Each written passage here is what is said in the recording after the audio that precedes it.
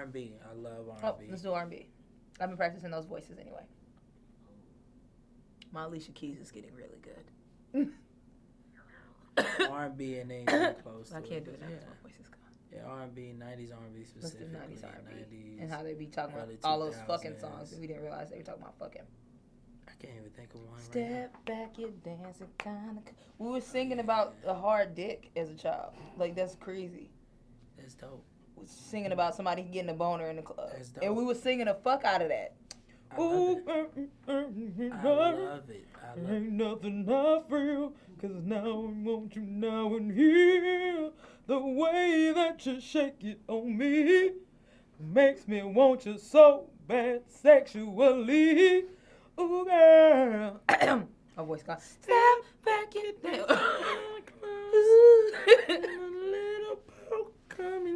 That's what they say, poke? Oh, yeah. I never knew what they were saying. I always go, a little poke, little poke coming through on you. Now, girl, you know you fell. Oh, my God, that's so gross. Yeah. Ooh, you know I can't help it. You know what I want to do. Oh. We were kids. And we were singing the shit out that shit. Mm-hmm. Maybe when we're grinding. They weren't talking about work either. You know I like it. I try, but I can't fight it. Oh, you're dancing real close. It's real you slow. on the girl. You making it. We have a girl. But no, they can do, we can, you know. Hey, we're not biased. Look, man, equal love, man. You said girl, so I had one. But yeah, I mean, hey, man, we don't know. We're not going to assume his gender because you shouldn't. You know what I'm saying? It is what it is. What they do say, shout out to my cisgender Negroes out there. Who said that? Where's that from? Social media. Yo, like real shit. Before we start. Social media has real comedians. They are so fucking. I be like, okay, this is a little too good. You don't know how funny you are. And then I go on their page and they got like 500 followers, and I get so mad. I'm like, you are hilarious. Jack, right? Who the founder of Twitter? I think he has a factory of in which funny he has people. professional. He has to joke writers there who don't even know that they're comedians. They're like, they're so fucking funny. They're like trapped in this factory. And they have to write 50 memes and then just throw them out. And yes, and yo, because it keeps the world going. That whole shit about somebody said, speaking of R&B, somebody goes, because you know, Omarion's baby mother is dating his Lil Fizz. Exactly. And J Bug's dating his mama. I just heard that is crazy too. So it's funny because somebody said, hey, if a nigga think he finna Lil Fizz me, I'm finna Lil Saint him. Oh no! And I'm like, that was a little too good. Like, y'all motherfuckers know what y'all doing. Motherfuckers think they Lil Fizz gonna be Lil Saint. I was like, that's just hilarious. I was like, yo, y'all know what y'all doing. So I think there's a factory. It has to be, and that would make sense. And welcome to Bedtime Bitchin' with Roxxy Haze, the podcast. I am here today with hilarious. No, we're gonna do that over again because it sounded like you didn't know. I was gonna say fucking hilarious. Okay, we'll do it over. And I was gonna say funny. Okay. Yeah. Oh, you was okay. I was like hilarious. Okay. Fucking. Let's do it all over. Too many words. Let's do it all over. It's gonna flow. It needs to flow better. Hell yeah. One more time. What up, motherfuckers? Welcome to Bedtime Bitchin', the motherfucking pot. Is that better? Too much? I think it was, take the scale back. Let's do it over again. Hello. Yeah. Welcome to Bedtime Bitchin' with Roxxy Haze, the podcast. I'm here today with very hilarious viral comedian Canice Nnanna. What up, niggas? I'm gonna talk like this first interview. Yeah. My voice is gone, so it may come in and out, but I'm gonna try it. Yeah, I'm for with you that. because I love you. So we're gonna do this thing. We try these things. So Canice, before we get into social media and things like that, let's talk about a little bit about you and who you are as a person. So you've been doing comedy for how long? 8 years now. I've been doing comedy for 8 years. So since 2011, when I didn't get kicked out of school. I got kicked out of my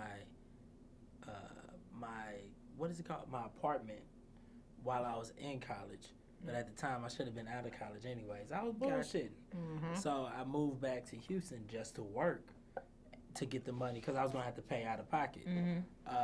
And I told myself directly the month before I left, I was like, yeah, I'm going to try some stand-up.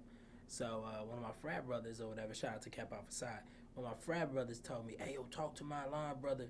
He been doing comedy in L.A. or whatever. So I spoke to him. It was so crazy. He took me to Sherlock's. They used to do Sherlock's Mondays or whatever. And it was beautiful. I went there, and I started comedy just like a lot of comedians started. I went there. He sat me there. It was an open mic. First of all, open mic when it comes to comedy, you notice, it's not like other open mics. When somebody says they're having an open mic, people gather around and go to it because it's like a music open mic or a poetry open mic. And really, it's technically not amateur night. It is, you're coming to see talent you've never seen before locally. And they're going to be great. Yeah.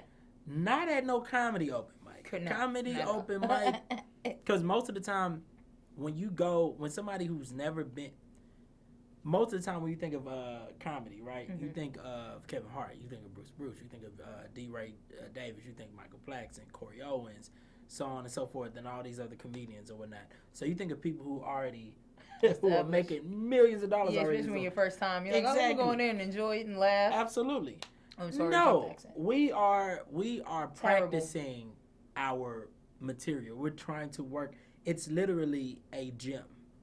You know what I'm saying? We're going to work out material. There's new stuff. We're trying to figure it out. We just started. Exactly. So it don't come out like a music open mic. A music open mic, oh my gosh.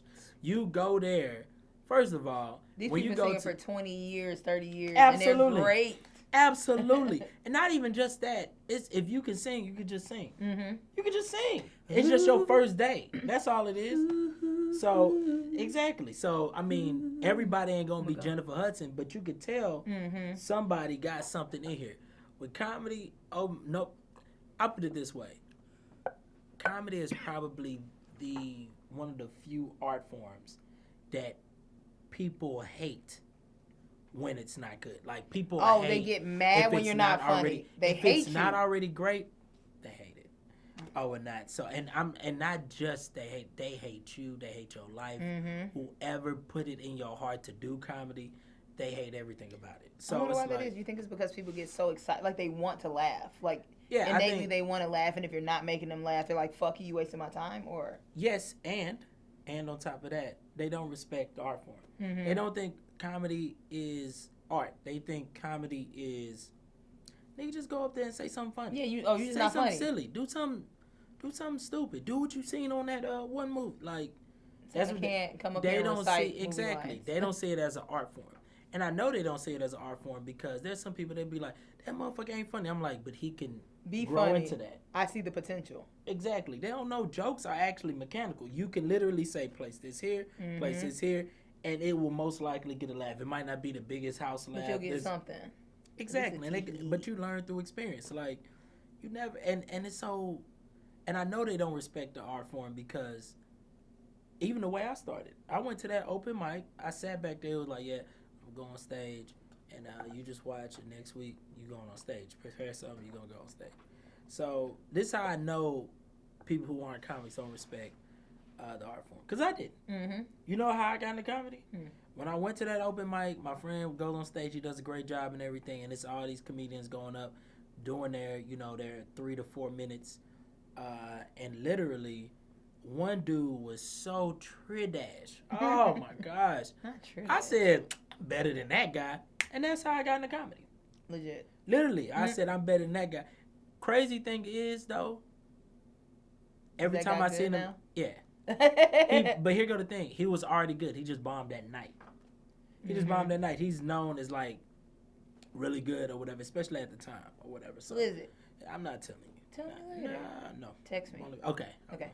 I'm a lie, but I'll so pretend he don't do comedy no more. Okay. I haven't seen him, but yeah, he used to be deep in the game at the time. So wow. He just bombed that night, and bombing can happen to everybody. But when audience members see that, they're like, you're not funny, and then you're just branded as not being funny. Absolutely, I branded that guy as not being funny. Even when people were laughing, I was like, how are they laughing? This motherfucker is not funny. And not knowing that he had a bad night. So, with the experience doing shit, you understand, you realize it. That's why when people went crazy when Tiffany Haddish had that one bad night in Miami during New Year's while she was drunk on stage, I was like, yo, I promise you, I promise you, that's not gonna happen again. Because first of all, she could come back to this mug and sell it out again. Yeah, exactly. And y'all will fuck with it. And not only that, she's a veteran in comedy. She knows what she's doing. So it is what it is. Everybody has a bad night. It is what it is. It just happens. Yeah, man. So yeah, got in comedy 8 years ago, or whatever, off the strength of being kicked out of my apartment because too many noise violations. That we had parties out the wazoo. Oh shit. So then when I started doing comedy, my first time I went on stage, I practiced the whole week. I was ready. I got up there, bombed. I ate shit. I ain't got one of them stories how people be lying saying my first time I killed it. I don't have that, and I'm glad I didn't have that story because I would have quit a long time ago. If it's too easy for me, I never stick with it. Exactly. So my first time, I didn't do great. I just brought like a lot of people. So I brought like 30, 40 people. It was a Little J's. And so I did good. It was an open mic? Yeah, they used to do it. It was an open mic. Okay. They used to do it at Little J's off of Washington, and Sam Damaris used to host it. And so I went up, I had my piece of paper, and I was just reading that shit, and everybody was like, clapping and shit like that. And I was just so nervous, and Sam was like, for that to be your first time, you're good, you should do it again. And so the next week I went to Warehouse, and I only brought 2 friends with me. And that's why I ate the biggest polished shit, and that's the only time, like, and I've been doing comedy 6 years now. That's the worst heckle I've ever got, and I've never got a heckle that, like, is equal to that, because I was up there, and I was just nervous as fuck, and I, like, because at first I kind of went over a little confidence. I'm like, okay, I think I got this, da-da-da, and I'm going to say, like, 30 seconds in, it's fucking silent, and they were just staring at me, and it was just terrible, and then somebody in the back was like, get off the stage, bitch, with them titties. No.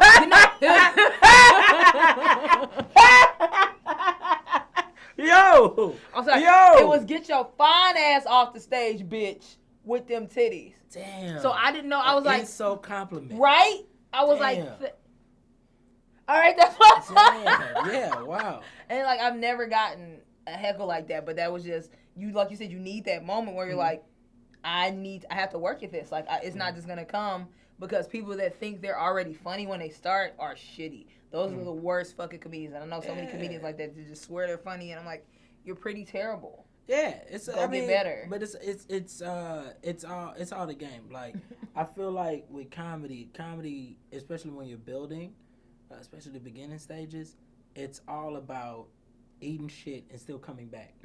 Only because, but also improving, making adjustments and improving consistently. Right.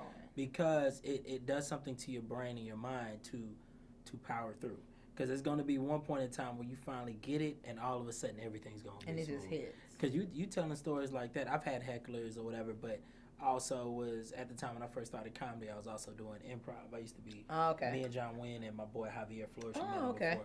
We used to basically do beginner classes, advanced, this and that, all the way to the Where at Station? No, there was this one theater out here called Third Coast. They used to be okay. It was beautiful, but they closed it or whatever. So saying that to say this, basically I was on my toes already quick, and in college I was hosting events. Got you. So you already kind of had some experience. Yes, exactly. I was hosting their actual events with the mic and everything, so I at least had some stage presence. So when I came into the game, so I get a heckler. Me and my frat brother, when he was training me, we would literally be at his house or whatever. He'll sit down directly in front of me, and we'll do this game where, because we had a mic stand, stool, everything. We literally gave you practice how you play. So you got to go through your set while getting heckled. Find some way to say shut up politely that is also funny, that'll make not only the people with him laugh, but him laugh too. Then find a way to get back into your material smoothly. So we would do that. So when I first got my first heckler, I was happy. I'm in there. I've been waiting for you. Exactly. And I destroyed. I did a great job. There used to be this one spot that Ali used to host, Ali Sadiq or whatever. He used to host this spot called The Horn every Wednesday or Thursday or whatever. So I did that. There was a heckler. He was heckling all the comedians. So I wanted him to pick on me. As a matter of fact, it got to the point where I brought him into one of my jokes. I said something like, this dude, da. So then he woke up, started trying to get at me. I said, and I forgot exactly what I did, but I roasted his ass. The whole crowd is laughing because he basically chased off all the other comedians. So literally, like damn near standing ovation. Everybody was feeling me or whatever. Mind you, I'm still my first 3-4 months in comedy. Mm-hmm. So then the next time I tried to go up or whatever, I was actually just chilling trying to watch the show that day. But he knows my cousin. Mm-hmm. Ali knows my cousin. They're close friends. Never mind. Okay, anyways, so I know. So he was like, hey, your cousin here? He was like, yeah. All right, welcome Canice to the stage. I'm literally in the back, like getting a drink. I'm like, oh shit! So I run on stage or whatever, get on there. When I say I ate shit. My cousin still makes fun of me to this day because really? He remembers it was that bad? In 2000, it was horrible. Like that was my first official boo. That was the first time. You got booed? Yeah, absolutely. I'm so scared to get booed. I haven't got booed yet. It's okay. It was like, yo, I know it's gonna happen. I just want it to happen so I can. I don't think. Here go the everybody thing. If it haven't happened already, then I might not get booed. If it haven't happened already, you good. You 6 years in. Here go the thing. It might happen on some off ass night randomly. 20 years in the game on a late show, gotcha. Whatever. Like, yeah, but I got booed. I took it as a technical boo, right? Because Ali, after I get off stage, I stunk it up, right? Oh yeah, okay. Like, and they were talking like they gave me an opportunity, and then they just started talking through my set. Oh, that's and I knew I was doing bad because I normally go, all right, y'all, my name is Canice Nnanna. Y'all have a wonderful night. I said, all right, y'all, my name is Tim Redford. Y'all have a wonderful night. Or whatever, and I walked off the stage or whatever. But on that stage, where the comics sit is near the stage. So, but it's still on the platform of the stage. So it's like a VIP area or whatever. So I sat right there, right? Ali Sadiq goes on and does 10 to 15 minutes of telling me why I did wrong, comparing it to sex and foreplay. Ooh. And he's killing it. And because he's fucking hilarious. Oh my God, it's so funny the whole time. And I remember he said, oh, he's still right there. Y'all could boo him before he sneak out the back door. Boo him. Like that. And they booed. So I took that as a boo. Gotcha. So here goes the thing. I'll never forget that because it made me say, oh, okay, because I'm a person like if it comes easy, I kind of be like, but if it's a little difficult, I don't leave on an L. Mm-hmm. You know what I'm saying? I'm that dude, like, if I had a ball of paper and I was trying to hit it in the trash can, if it missed, I would go pick it back up, sit back here until I make it. I don't take no L's. I don't leave on the L. So I was like, yo, I came back every week. Ali didn't put me on for like almost 2 months. Oh, shit. Every single week. He finally gave my opportunity. And I did okay.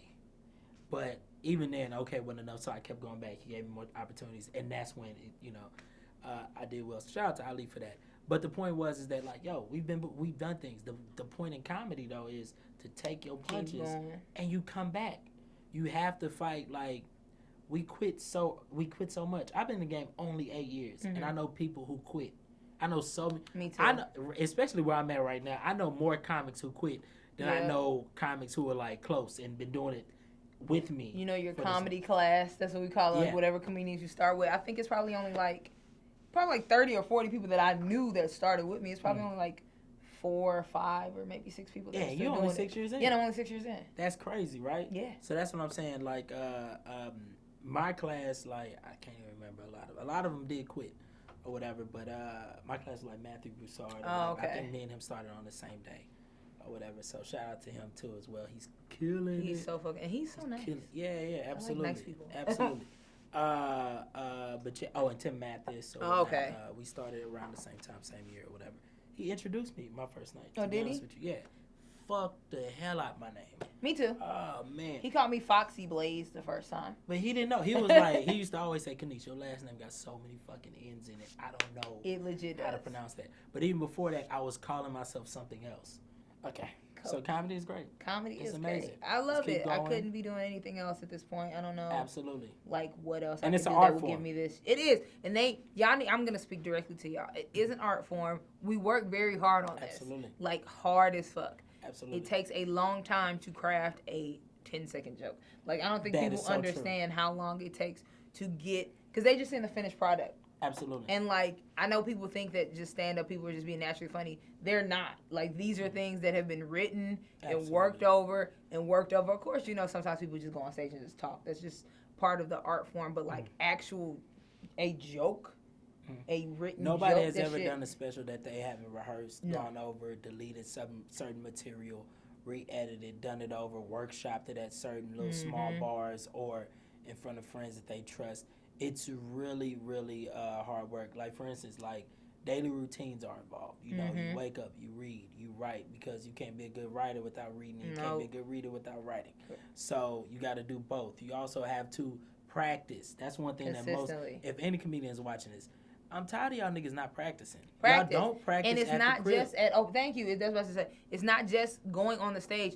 Rehearse that shit. Before read that you shit. get to wherever, especially if you're doing an open mic at a comedy club, there's always somebody watching or whatever. Like, you was talking about how you read your notes. Nigga, stop reading your notes. I don't care if you just wrote that shit. No, unless it's your first time. Exactly. That's the only. Remember what it is. Now I remember what I've never seen a movie where they read the script. Exactly. Like, you motherfuckers on this motherfucking plane. I know that was Samuel it don't Jackson, happen. That don't happen. Wait, King Kong, is it King Kong or Mighty Joe Young? They don't do that. That was the same movie. Please. So I had just found, and I remember what I was trying to tell you earlier. So I was going through my emails and I found like my first set. Wow. I found my first set because I had emailed it to my like friend's brother who does Guy Moments cartoon. I had sent it to him. And it is terrible. It's fucking the worst thing ever. I'm gonna find it right now. But it was so bad, and it's just crazy how terrible it was and just how much better I've gotten as a writer. Absolutely. Like, I was really actually happy that because we get stuck on like, oh, this shit sucks, but it's like, fuck, not like this shit. I'm like, for instance, right now. I'm on social media. Follow me at Canice 100K, CANICE, Canice, put it together 100K. It's gonna be right here or something like that. I got you. I hope it's right here and not like up here. All right, cool. So, but follow me on social media. So I have this character, or whatever, called Marc G, and Marc G is really just social commentary on whatever happens, but as a news report from a guy who has his voice of black people, and he and has our best interests or whatnot. But he's basically like the voice of the people. So, but he doesn't always agree with the masses. You see what I'm saying? So, just a point of view from this guy who's supposed to be, he's supposed to be like some public figure or whatever, but he's not. But anyways, point is that I create this character and I do like news reports on whatever's trending or whatever, right? It's and so hilarious. Sometimes I'm back to back making videos. Like, I made one before we came here, so that as soon as I get back, I can post it or whatever. And I got to post another one today too. So, but the point is that people are always like, "Yo, do you have writers? Yo, do you have writers?" And it's like, no, because some of my punchlines are actually like, I'm the biggest critic of myself, but I be like, some of my punchlines are well crafted. Yeah. And the reason why is because I write every fucking day. And you write a lot. A lot. Like, before I put out a video, I've written at least, because I have this thing in my head that it's 10% of what you write is actually gold. Yeah. So you have the more you write, the more. So if I want 10 punchlines, I'm more confident, closer to having 100 potentially good joke ideas. So basically, if a video that I do is somewhere between 5 to 8 punchlines, and sometimes even up to 20, which is crazy. That's when I'm really like roasting somebody. But even then, I'll write so much, and me writing so much makes me more comfortable about whatchamacallit. Now, your biggest issue is, damn, which one of these am I going to cut? But that's a good problem to have. Absolutely. I don't even want to read this. I'm sorry. Oh, yeah. But you've worked at your craft. I remember the first time I met Roxxy, I met Roxxy at Rudyard's at like 1 or something in the morning. Oh, yeah. I was writing some of my stuff. I don't know if I went on yet or not. And she was reading off her book, and she said something, and she said some joke, and I was like, okay. She had me, right? And I was like, okay, what's next? And she dropped it and went to the next thing. Yeah, and then you can't. I was so mad. I was like, yo. Because I think I was like, I wasn't even a year at that point, I don't think. But yeah, but that's why I always like fuck with you heavy, because you came up to me, you're like, hey, because I'm amazing. But you're like, you should add a tag to this. Here's the tag. Like, you're one of the people, like, you're always thinking about, like, because my thing was is that I have this big thing. Like, I wish somebody would have told me this when I was young. I have that thing going on or whatever, and I'm an older brother too. So like, that really plays me or whatever. So I will definitely go up to you and give you unsolicited advice if you're younger in comedy than me. And but you're not super invasive about it, and you're always like nice and respectful. Absolutely. Because there are some assholes that are like, you suck, and I'm like, but that's not helping me. Just don't say anything to me if you think I suck, motherfucker. Absolutely. Like, just let me be sucky over here. I hate when people tell you that shit was stupid, and they don't tell you why. They don't tell me what was stupid, how it didn't make sense. Exactly. That's not constructive criticism. It's not helping. Just don't. So that's what I'm saying. So when I saw Roxxy, I remember I said, "Hey, yo, you just left us." Like, it wasn't even a cliffhanger. You drew us in. I just left. And that was it. Next thing I was like, because at that point, I did not know what the fuck I was doing. I was like, this is funny. Let me stop. Yeah, absolutely. I don't want to push it too far. No, like, I don't. These are terrible. You gotta, let's hear one. Oh, God. They're also, okay, so this is from, like, damn, okay, I actually sent this to him on my birthday, 2013. This is like legit 6 years ago. This is probably, I'm a month in at this point because I started November 2013. I don't want this. So I'm a high school teacher by day. So I'm going to need a little class participation real quick. That's how I was going to start it. You know what's so funny? I can do that now. I've heard you say that before. But go ahead. So class, I'm disgusted with myself that this is how I used to write. By show of hands, who has a fucked up family? Okay. Well, I'm going to raise my hand higher than anyone because my family is the more fucked up than anyone. Okay. Love them, but we're fucked up. Okay. That's the end of that joke. There was Yo, you see what I'm saying? You see what I'm saying? I didn't know. Okay, so wait. Okay, no, there's more. Because I want to know. Now I'm like, yo, what about it? What is so fucked up? My brother and sister. Oh, wait, okay. I'm just going to read this whole thing. My brother and sister and I were. So y'all are getting a treat because nobody does this. I'm so uncomfortable doing this. Welcome to the ugly world of comedy. Yeah, we're releasing the veil. Like, this is, you know what I'm saying? My brother and sister and I were raised by our father. It had to be difficult for him raising 3 kids on his own. And I really love and respect him for showing me what a real man is.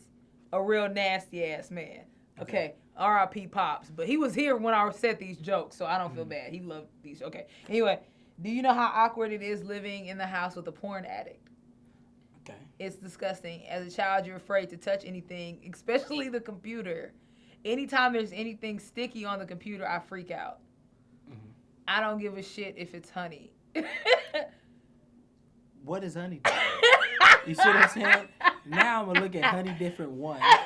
Number 2, are you sure that was honey? That's what I'm saying. You know what I'm saying? I did not. This is crazy. 3, I don't write like this at all. You could have made this concise because you had like a tag here and there, but you didn't even get to No. We wanted to hang it. I was just like, you keep just throwing jabs. But even then, like, going backwards, it was like, yo, you saying it must have been crazy for him. You had 3 premises without a punch. Yeah, no, I'm just talking. It must have been crazy for him, especially raising 3 kids. Yeah, he did a great job. Tell me about I didn't go into every single one of them. I was like, this is a statement, and this is a sentence. And then she said, but he nasty. I was like, okay. Oh, there we go. Now we get to why is he nasty? Porn addict, okay. Boom. You see what I'm saying? So, exactly.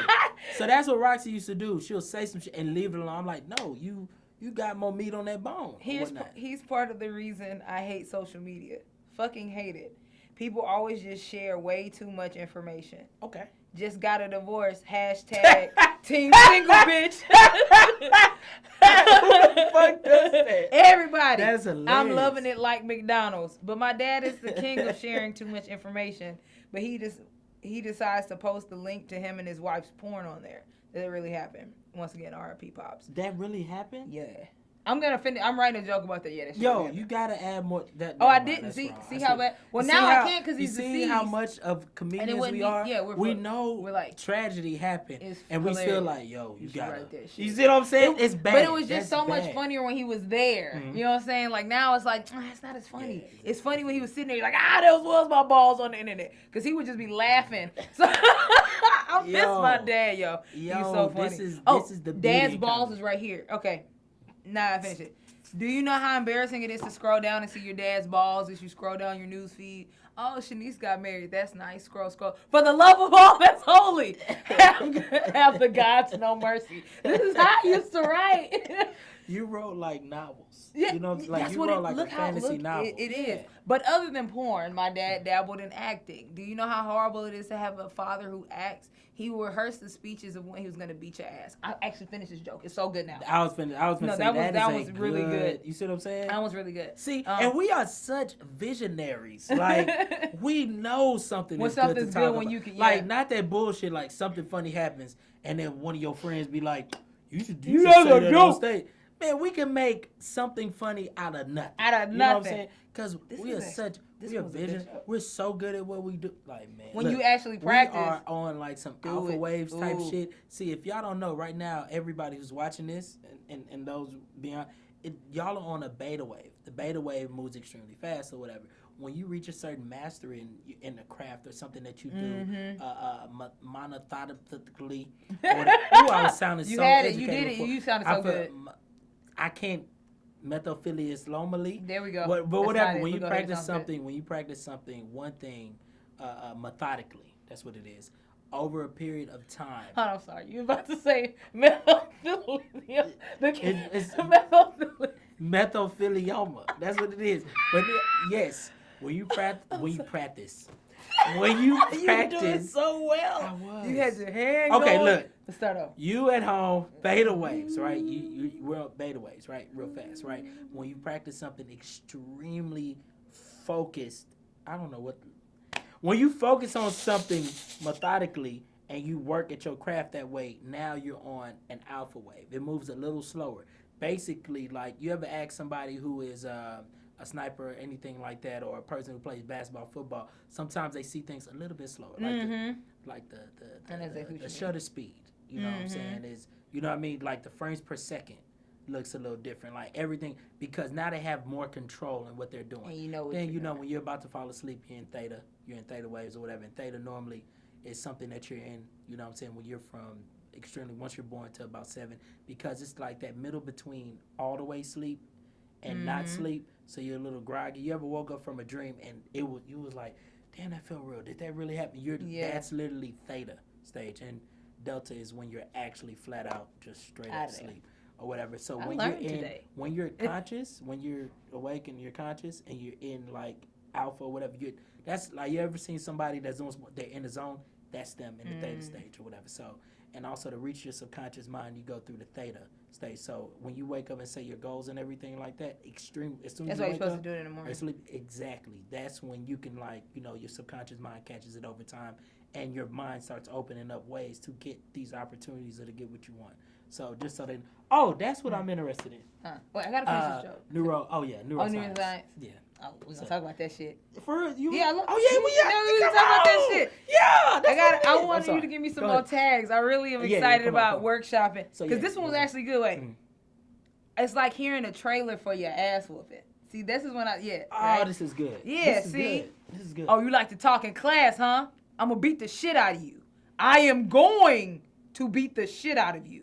I am going to beat the shit. That was the best joke of that whole. I am.